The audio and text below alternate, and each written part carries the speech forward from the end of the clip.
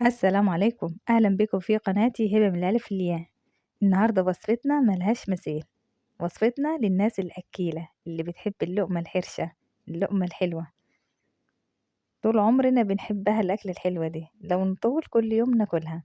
النهاردة عاملين بومبار وطريقة سهلة وبسيطة، وكمان عاملين معاها دبابيس كده بتتبيلة خطيرة وتسوية سريعة بدون فرن. يلا نسمي الله ونشوف وصفاتنا النهاردة. أول حاجة هابدأ بيها تتبيل الدبابيس بتاعتي، عشان خاطر تقعد في التتبيلة لحد ما نجهز البمبار. أول حاجة طبعا جبنا الدبابيس، طبعا الكمية اللي انت حباها هغسلها كويس واحطها في محلول النقع اللي هو عبارة عن ملح وسكر وخل، وتسيبيها لمدة نص ساعة عشان تمشي أي ريحة زفارة. بعدين هصفيها كويس وهعمل لها فتحات بالسكينة بالشكل ده، عشان خاطر تشرب من التتبيلة وتشرب من أي بهارات، وكمان بتسرع في التسوية بتاعتها. البهارات معايا عبارة عن ملح وفلفل، توم باودر، بصل باودر، وكمان لو حابة شطة حمرا، وحطيت معلقة كبيرة من الشطة البابريكا، وحطيت معلقة برضو كبيرة من بهارات الفراخ اللي احنا عملناها مع بعض، وحطيت معلقتين من الزيت. وهقلب كل الدبابيس دي بالبهارات دي. بس كده خلصت. هغطيها واسيبها كده في التلاجة لحد ما نعمل البومبار بتاعنا. احنا معانا كيلو من البومبار، طبعا منضف وجاهز وكل حاجة. كيلو البومبار المقدار بتاعه بياخد كيلو رز، طبعا غير الخضار بتاعه.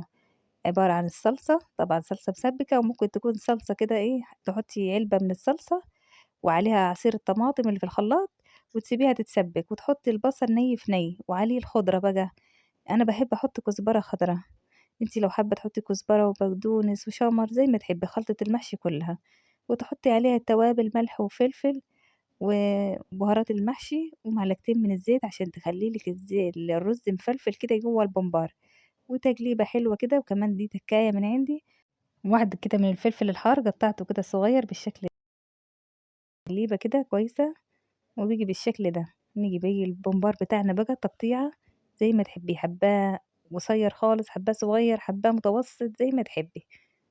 ونحشي كده بقى الحشوة اللي متعودين عليها، حشو البمبار تحطي ايديك الشمال وتحشي باليمين بالشكل ده. اهم حاجة ما تبسوش على الاخر، اخليه كده زي بالشكل ده مبطط بس، واكمل كل الكمية بالشكل ده. وممكن كمان تعمليه بالتسبيكة، اللي هي ان انت تحطي البصل تشمعيه على النار ياخد لون، وانزل عليه بعصير طماطم تتسبك، واحط عليه الرز والخضرة، ونفس خلطة المحشي اللي احنا بنعملها مع بعض. ممكن تعمليها ني في ني، ممكن تعمليها بالصلصة جاهزة ومتسبكة. بس كده انا هخلص كل كمية حشو البمبار وهوريها لك في النهاية. وبكده يكون حشينا البمبار، شايفين؟ ده الطول بتاعه، ودي الحشوة بتاعته. يجي بقى للتسوية بتاعته، طريقة سهلة وبسيطة. حطيت حلة على النار حطيت مية هخليها تغلي بالشكل ده، وهتعامل معاها كأني هسلق لحمة بالظبط، كأني شوربة. حطيت ورق الغار وورق وحبهان، بصلاية وطماطماية واحدة من الفلفل الحار، واخليها تغلي بالشكل ده، عشان خاطر التوابل اللي انا حطيتها بتبهر البمبار، وبتخلي ريحته خطيرة، وبتمشي اي ريحة زفارة، خطوة مهمة جدا. وكمان لما بتخلي المية تغلي، بيربط على الناحيتين من غير ما تربطيهم بخيط ولا اي حاجة، عشان في ناس بتربطه كده بخيط. لا بالعكس، بتحطيه في مية مغلية وبيبقى بالشكل ده. هسيبهم بقى يستوي لحد ما نجهز تسوية الدبابيس بتاعتنا. حطيت اي طاسة عندك تيفال، اي طاسة ما بيجيبكش فيها الطعام، مش لازم الطاسة اللي عندي دي. تخليها تسخن كويس، وتحطي مادة دهنية يعني 3 4 معالق من الزيت، واخليهم على نار وسط، واغطيها، واسيبهم بقى ياخدوا اللون بالشكل ده. هي ما اتحرقتش ولا حاجة، دي بس البهارات خدت اللون معايا، بس الفراخ زي الفل ومفيش اي حاجة. هديها هديها تقليبة كده على الناحية التانية، واغطيها واسيبها كده على نار هادية لحد ما تستوي معايا. مفيش اسهل من كده، دبابيس تتعمل بسهولة. وهنا كمان معايا البومبار استوى بالشكل ده ما شاء الله. شايفين؟ تختبريه استوى ولا لا، تجيبي سكينة وتلاقي الرز استوى من جوه، يبقى كده تمام استوى. هنزله من على النار واسيبه يهدى كده، واحطه حبة تحطيه في الفرن، تحمصيه في الفرن، تشغلي شواية وتدهنيه بدهنة زيت، ممكن صلصة، وتدخليه تحت الشواية ياخد لون، وتقلبيه الناحية التانية. حابة تحمريه في الزيت زي ما انا هعمل تمام. اطلعه كده بس اصفيه كويس من اي مية كده، عشان خاطر ما يفرجعش مني في الزيت. اخلي بس الزيت يسخن كويس، وانزل على طول بالبمبار بتاعي. بس وبكده يكون ايه تحمير البمبار.